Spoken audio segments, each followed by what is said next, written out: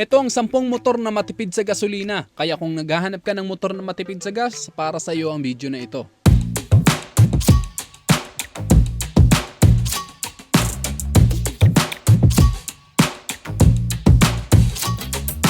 Una sa ating listahan itong Suzuki Bergman Street 125, the maxi scooter you can afford. Napakatipid nito sa gasolina dahil kumukonsumo lang ito ng 55 km per liter. Kaya matagal-tagal bago ka maubusan ng gasolina kung magpapa-full tank ka. Ang fuel capacity nito ay 5.5 liters. Sobrang practical din ang motor na to dahil madami itong convenient features. Kagaya na malapad ang kanyang footboard, merong bulsa sa harapan at merong built-in charging port, merong malaking underseat storage at pagdating sa forma ay napakaganda din talaga. Pagdating naman sa presyo, ito ay nagkakahalaga ng 83,400 pesos. Pangalawa sa ating listahan itong SYM Bonus. Napakatipid din ito sa gasolina dahil kumukonsumo lang ito ng up to 65 km per liter. Ang fuel capacity naman ito ay 3.8 liters. Kahit maliit ang kanyang tangke, matagal-tagal bago ka maubusan ng gasolina. Madami rin ang tumatangkilik sa motor na to dahil bukod sa matipid sa gasolina, napakaabot kaya lang din ang kanyang presyo dahil nagkakahalaga lang ito ng 54,900 pesos. Pangatlo sa ating listahan itong Honda XRM 125 Fi. Maraming version ng Honda XRM 125. Merong DSX, merong motard, pero iisa lang naman ang kanilang makina. At napakatipid din ito sa gasolina dahil kumukonsumo lang ito ng up to 65 km per liter. Ang fuel capacity naman nito ay 3.9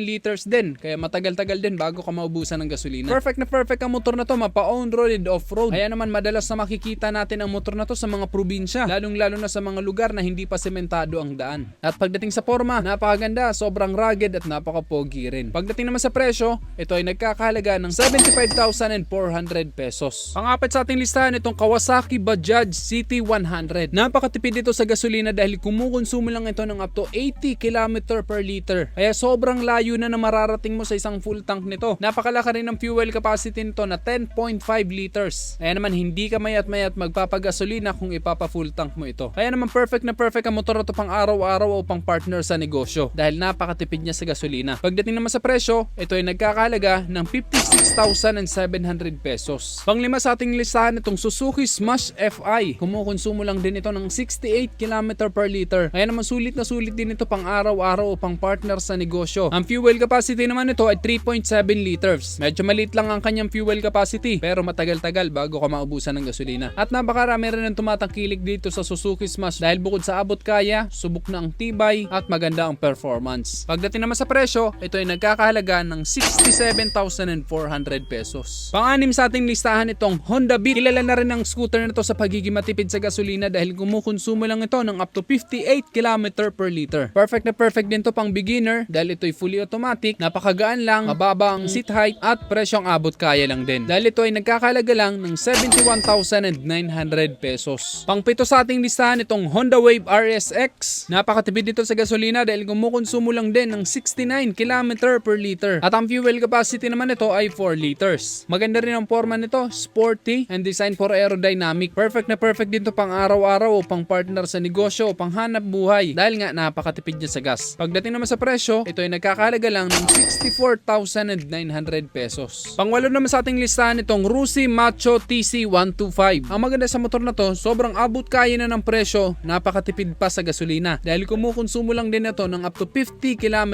per liter. At malaki din ang kanyang fuel capacity na 10 liters kaya matagal bago ka maubusan ng gasolina. At alam nyo bang isa itong Rusi Macho TC125 sa pinakamabenta dahil subok na matipid sa gasolina at maganda rin ang performance. Pagdating naman sa presyo, ito ay nagkakahalaga ng 43,500 pesos. Pang-siyam sa ating listahan itong Yamaha Mio Gear 125. Matipid din ito sa gasolina dahil kumukonsumo lang din ng 45 km per liter. Marami na rin yung tumatangkilik sa motor na to dahil napakaraming convenient features, maganda ang forma at maganda ang performance. Ang fuel capacity naman nito ay 4.2 liters kaya matagal-tagal din bago ka maubusan ng gasolina. Pagdating naman sa presyo, ito ay nagkakahalaga ng 79,400 pesos. And last but not the least, ang pang-sampu sa ating listahan, ang Honda Click 125. Halos alam na ng lahat na napakatipid sa gasolina nitong Honda Click 125 dahil kumukonsumo lang ito ng up to 50 km per liter. Bukod sa maporma, maganda ang performance, sobrang fuel efficient kaya naman madami ang tumatangkilik sa motor na to.